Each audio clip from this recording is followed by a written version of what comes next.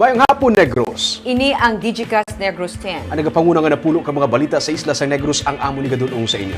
Update ninyo kami via Facebook, YouTube, kag sa KCAT Channel 11. Kag subong mabatian naman kami live sa FM station nga 91.1 FMR Bacolod. Kag yari ng top 10 nga mga balita sa Negros, subong adlaw.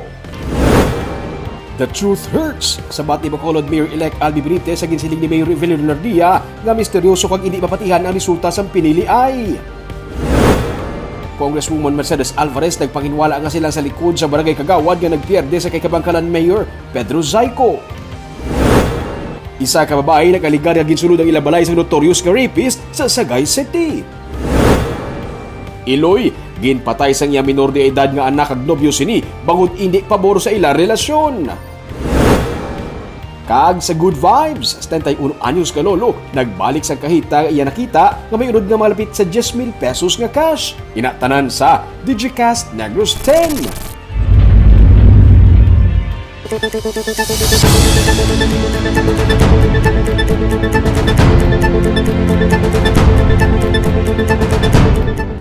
Sa number 10,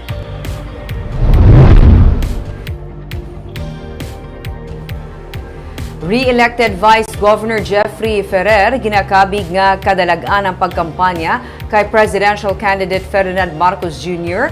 bisan pa nga abanse sa boto si Vice President Leni Robredo sa Negros Occidental. Magluwas sa Bacolod, mas mataas ang nakuha nga boto ni Presidential Candidate Leni Robredo kung ikumparar sa leading candidate nga si Presidential Candidate Ferdinand Marcos Jr. Pero para kay re-elected Vice Governor Jeffrey Ferrer, kag anay Mayor Sonny Coscoluela nga provincial spokesperson para sa BBM Sara campaign, makabigi hapon ini nga kadalagan bangod sang magamay nga margin of votes. Sang 2016, masobra sa tunga sa milyon ang abanse sa Tony Robredo kay Marcos sa vice presidential race. Pero karon may masobra sa 30,000 votes ang abanse ni Robredo kontra kay Marcos diri sa probinsya. Ginsiling man ni Ferrer nga karon nga klaro na ang kadalagan ni Marcos, mas maayo kon respetohon na lang kag mag-move on na ang tanan, ilabi na ang mga supporters sang napierde nga kandidato. Wala niya man mapunggan ang magpautwas bisan pa ginakalipay niya ang resulta sang pagpangampanya kay BBM. For us, though it's a big victory, meaning this is not a pink country. I would like to congratulate the mayors nga pag-start nga daan daw kadamo sa nagbabaut sa amon, lain naman ning sistema, lain naman ning Negrosanon. After this election, back to work. Accept the defeat. We always tell them we will massacre the opponents in spite of the fact that Vice Governor and I know fully well that this was a big mountain to climb, knowing that we lost 571,000 in Negros 6 years ago.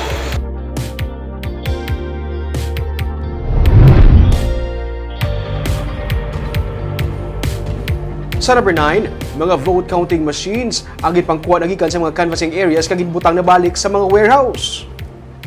Humalin kahapon ang inmasako ang katapos ng Comelec Bacolod upod sa mga electoral board kag personnel sa F2 Logistics Company sa pag-pack up sa mga ginagamit kay mga vote counting machines sa Bacolod City Government Center. Sunod sa kay Acting Elections Officer Attorney Remo Sorbito, kaina na pang-pick up na sa logistics company ang 450 ka mga VCM pabalik sa ilang warehouse. Ang forwarder amo man ang mag-deliver sang VCM kag iban pa nga mga election paraphernalia sa mga regional deployment hubs. Nagapanidugan si Sorbito sa accuracy sa mga VCM bisan pa may duha diri ang ginislan bangod nang indepektibo sang election day. Nagapabili naman sa City Treasurer's Office ang mga ballot boxes kag mga balota. Ginsugura na sa Comelec ang pag-inspeksyon sa mga nabaton nga election returns. Tubtub sa Biyernes, natala na ang magapadala sang notices ang Comelec sa mga nagkandidato para sa filing ng Statement of Contribution and Expenditures.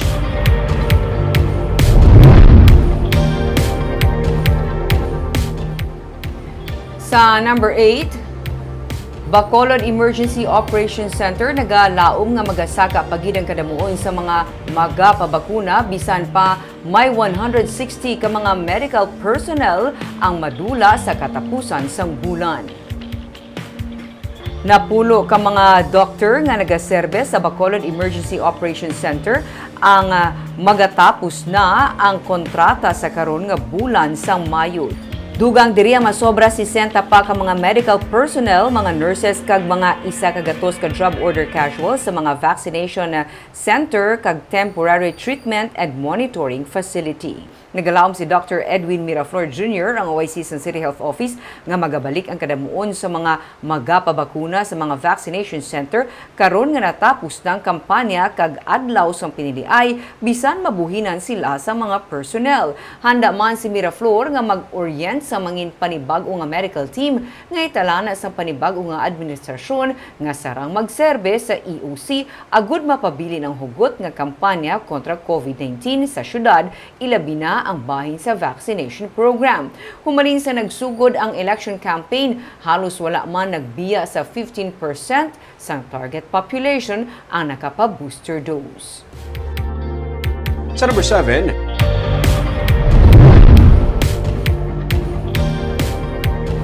ang natabo ang pagpatay sa isa ka maestra sa Himamaylan City sa kadlaw antes ang pinili ay ang wala sang lamod politikang isa lamang ka-isolated case suno sa PNP.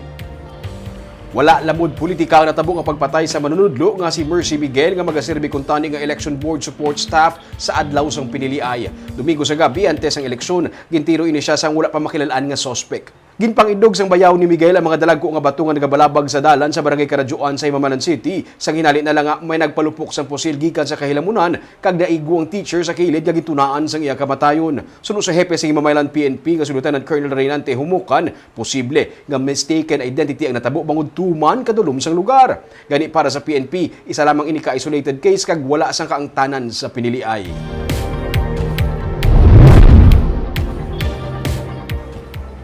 Sa number 6, babae nag-alegar nga siya ang ginsulod sa notorious nga rapist nga nagalibot sa syudad sang Sagay.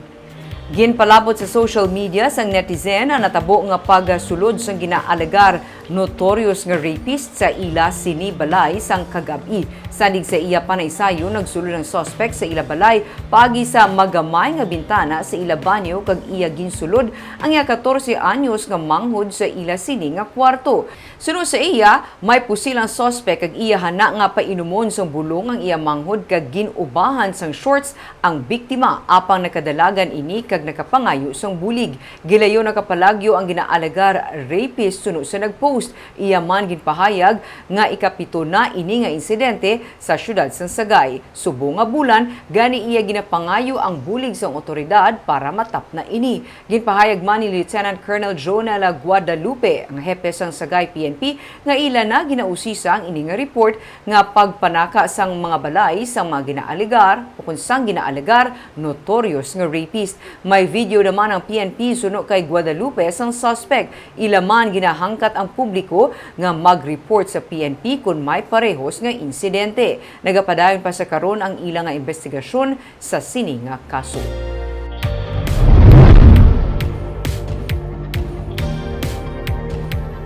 Sa number 5, sa banwa sang La Castellan na isa ka iloy ang ginpatay sang iya anak nga babae kag sang iya sini nga nobyo nga mga menor de edad bangod hindi siya pabor sa ilang nga relasyon. Patay ang 44 anyos nga iloy nga si Tessie Esparagosa matapos inigid buno-buno kahapon sang kaagahon samtang nagakatulog sa ilang balay sa barangay Robles sa banwa sang La Castellana. Ang suspect amo mismong iya anak nga babae kag iya sini nga nobyo nga lunsay 17 anyos pa lamang. Sa investigasyon sa La Castellana PNP, gintext ang anak sa biktima ang iya nobyo nga sudlon sa balay ang iya nga iloy kay didto nila nga ginbuno-buno kag nagresulta sa iya sini kamatayon. Ginpahayag naman ni Captain Rogan Darrell Nigos, hepe sa La Castellana PNP, nga ginlaygayan sang iloy ang iya sini anak kay hindi siya pabor sa iya relasyon sa iya nga nobyo, gani mahimo isa ini sa mga kamangdanan nga ila nahimo ang pagpatay sa iya nga iloy. Ila man ginako ang ila nga nahimo kaso nga parricide kag murder ang ipasaka sa PNP batok sa nagdubyuhanay. Sila karon ang turnover na sa DSWD.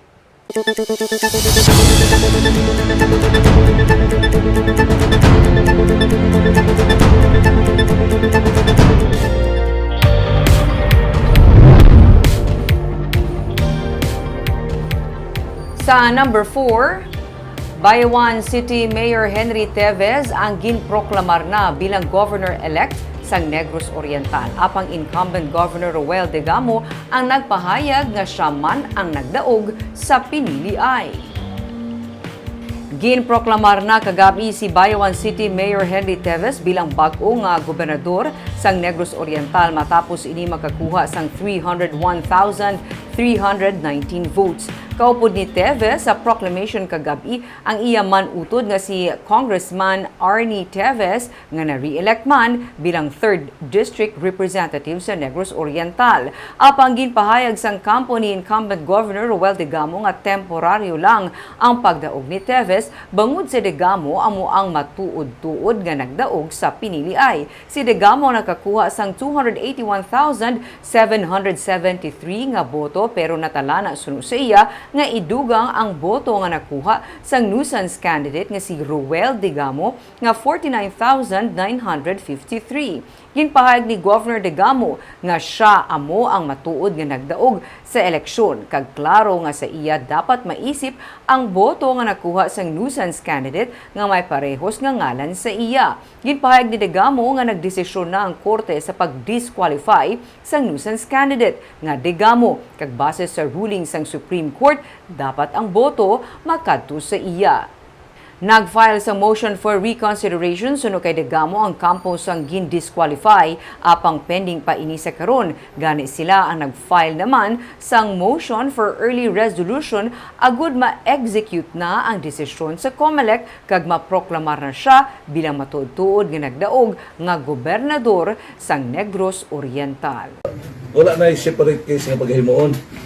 Direksyon na siya, as according to the Supreme Court, direksyon na siya i-add sa akwa. So kung i-add ni si Roel R-U-E-L, kung atong i-add up ni siya sa akwa, ang mahitabo, ang akong labaw ni Henry Teves, mahimo ng 32,000. So that is why, ganina pagsugod ko na itong sulti, I tell you that I really won the election.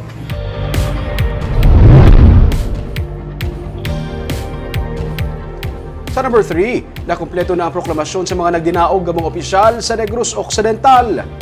Kay nasang aga na proclaim na si Governor Eugenio Jose Lacson amuman si Vice Governor Jeffrey Ferrer. Sila nga duha ang magaserbi na para sa ila ikaduha nga termino. Sunod sa kay Lacson, ang unanimous kasuporta sa pumuluyo sa ila nagapakita sa approval sa mga Negrense sa ila nga mga nahimuan sa nagligad nga 3 ka tuig. Ginproclaiman sa 1st District bilang Congressman-elect si Representative Gerardo Valmayor kag Board Member-elect Sanday SP Member Romel de Bulgado kag Araceli Somoza. Sila ang mga unopposed. Ginproklaman kay ina bilang Congresswoman-elect si Representative Juliet Ferrer sa 4th District nga unopposed. Sa 6th District, ginproclaim si Mercedes Alvarez bilang Congresswoman-elect. Siya ang unopposed man. Ginproklaman sa Board Member Jeffrey Tobola kag Valentino Miguel Alonso bilang Board Member-elect. Ginproklaman si Board Member Frederick Ko bilang Board Member-elect sa 3rd District, amuman si Rita Gatuslao sa 5th District. Sunod sa kay Lacson, mangin prioridad ang pag-attract sa investors sa probinsya. Talakayon pa ang bangin sa pagsaylo sa Kapitolyo sa Talisay City, karon nga may mga isyu pa nga dapat maklaruhan. I really think that we should start attracting investors here in our province now. And so far, there have been 2 companies that have manifested their desire to invest here in renewable energy. One is hydro and another is solar. So we will push for that because I personally think that we need the private sector also to generate employment and not only from the provincial government. Din ang sites go. Bago River is one, and the other one is solar will be in our property in Hinubaan. Sa number 2, ginhimutig ni Congresswoman-elect Mercedes Alvarez nga ang mga Alvarez ang nagsuporta sa kasumpong ni Mayor Pedro Zayco sa Cabancalan City. Wala maglabot sa 300 ang abanse ni Mayor-elect Benji Miranda kontra kay Zayco. Sunod kay Alvarez, Personal nila nga kilala si Miranda, labi na sang tion nga ini ang punong barangay sang Tan-awan kag siya sadto ang kongresista. Suno kay Alvarez, madugay na sila ang nagaupod trabaho nanday Mayor Zyko kag kaalyado sila. Wala sang kamatuoran nga si Congressman Genaro Alvarez nga iya amay o kun siya ang nagsuporta kay Miranda. Sa pihak kabahin, suno kay Alvarez, luyag niya man makabalik bilang Deputy Speaker pero initanan magadepende sa allocation sa mga political parties. Mangin priority niya ang pending bills nga na-file sa iya amay kasubong man ang pagduso nga matapos ang airport sa Kabankalan nga nagakinahanglan pa sang pondo para sa terminal building kag sa apron o kunang dalan padulong sa terminal building. Pabor man si Alvarez sa pagbalik sang One Island region. So, we work together, manggidya, kaya di ako congressman, and inugtanay manatanan sa syudad. Di kilala siya namon personally, but I can say nga, iniya na for the past how many elections, we have been working closely and our allies of the Zyko administration. So, there is no truth to that rumor na nagulig si Kong Lima or baskin ako sa kay Benji Miranda. And besides, magkapartido kami nila ni Mayor Pedro Zyko. Kag sa numero 1 sa mga balita, subong nga adlaw.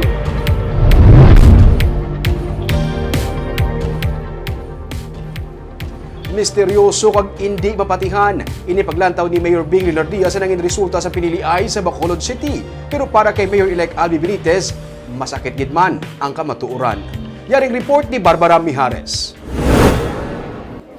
Sa karon ginatugyan sang grupo ni Mayor Bing Leonardia sa ilang legal team ang pagtuon kag paghibalo sang posible legal remedy agud mapa-recheck ang mga vote counting machines para man masabat ang mga palamangkutanon sang katapos sang grupo Progreso kag mga supporters sini sa resulta sang piniliay. Isa sa ginkwestiyon sang grupo ang pagmalfunction sang pila ka mga VCM. Ginsiling ni Leonardia nga mysterious and unbelievable ang diferensya sa boto labi na sa mga lugar nga ila baluarte. Ginlutos ni anay Congressman Albi Benitez sa boto nga 171,893 si Leonardia nga nagkuha naman sang 107,447 votes. Suno kay Benitez, yara na sa kampo ni Leonardia kung mag-file man sila sang reklamo. Pero ang kamatuuran, masakit gidman. Well, the truth hurts. Will you be ready to file sila complaint? It's their prerogative to do whatever they want. Bahala sila, no? But isang campaign period, mabatsyaga naman. People were coming out of the streets, pakita gid sila sa hukos na suporta sa amon. So, I knew we were on the winning side.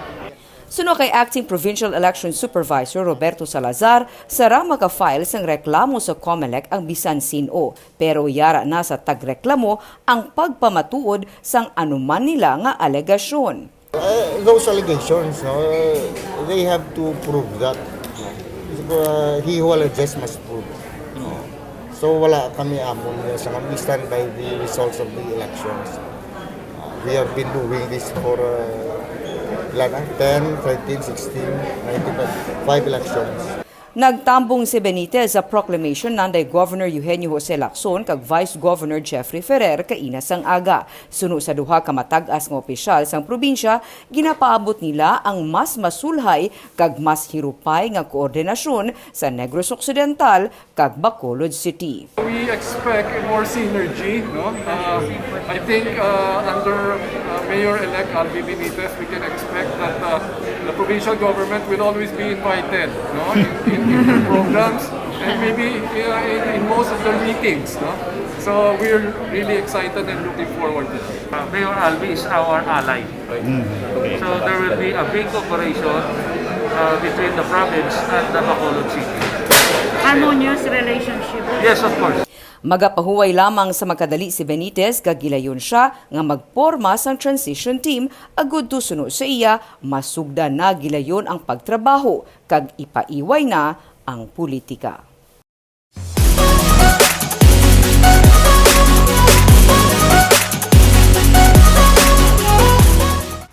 Sa Good Vibes, 10 31 anyos nga lolo nagbalik sang kahita nga iya nakitaan nga nagaunod sang kapin 10,000 pesos. Padya nga kuntani ihatag sa iya ang iyaman ginindian. May report si Romeo Subaldo. Halos kada adlaw, nagapaparadahan sa tricycle sa Barangay Concepcion sa Talisay City ang 71 anyos nga si Ricardo Albango para magpataya sa STL. Sa Sabado, nagalista siya sa mga numero sa paradahan sang madeparahan niya nga may nabilin nga kahita. Gakopya ko siniyo, tapos may nagpaninggit sa akong mataya. Pagbiltada ko amo na ako, naspatan ko ang wallet bla. Tapos may tao nga sa tupad amo na ako, nakakita sa akong nula. Yan ko ako na lang, ko ang bayad, di kaginang kapungkod, na natoling nila ko, na, di ko ang wallet yari, Ang kahita, ang ginapanag-iyahan gali sa isa ka bisita sa Binuldusan Waterfall sa may Barangay San Fernando. Nabili niyang iya kahita sa may waiting shed. Sa makita ni Lolo Cards, iya giliod ni pahibalo ang mga tricycle driver sa paradahan. Wala man kuno sang ID sa sulod, pero wala niya man ginisip ang kwarta kay hindi man iya. Ginbalikan sa tag-iya sa resort nga si Johnny Bailocon Jr. ang paradahan para kuhaon ang kahita kag tagaan sa reward si Lolo Cards, pero wala niya ginbaton ang kwarta. Ano lang niya ko nga, makuha ko 300 gano'n, hatag sa tao. Yung ko hindi lang, kay why ko na yan, no? Nga man. Lainan ko na yan. Nga man. Kasi bisan sang ka, obra ko diya, wala ko yan, no? Former, ano ko diya, nang inkargado. Para sa imo ya, ang di na kita dapat bayaran. Kwan, hindi dapat niya bayaran mo. Ang imo nga, bulis tao. Sunod sa mga tricycle drivers, sa pagkakilala nila kay Lolo Cards, hindi niya batasan nga magbaton sa kwarta kag bisan sino nga tricycle driver dira sa ilang paradahan nga makakita sang cellphone o kung kahita, ibalik man sa tag-iya. Ang kahita, ang nagaunod gali sa malapit sa 10,000 pesos nga cash. Nga, di pa matunono nga. Amo na gina saya, batasan na gina niya. Ginabalik na diya. Nabalik nga man. Tulo ka, hindi niya atong hindi ta pag-interesan bala, hindi ato. Ibalik na kay may kakinahanglan. Pero tabo naman na din before nga may nagkakabili. Mga cellphone. Sunod sa ila, kay pinaagi sini, mapakita nila sa iban nga ang mga taga-Barangay Concepcion sa Talisay, mga tampad nga mga pumuluyo. Kung ikaw may oferan ka man reward, baka pujot ka kahita, batunon mo? Depende guro mi kung dako ginigil ko basi mabaton ko. O depende sa tao, basi ikailanan, mas kailanan niya sa amon, so hindi na. Oo naman. Oo, no. Pero imagine namin, ang iya gurong bottom line lagi yung honesty, regardless of ginulit niya whether may reward siya or not. Hanapin din.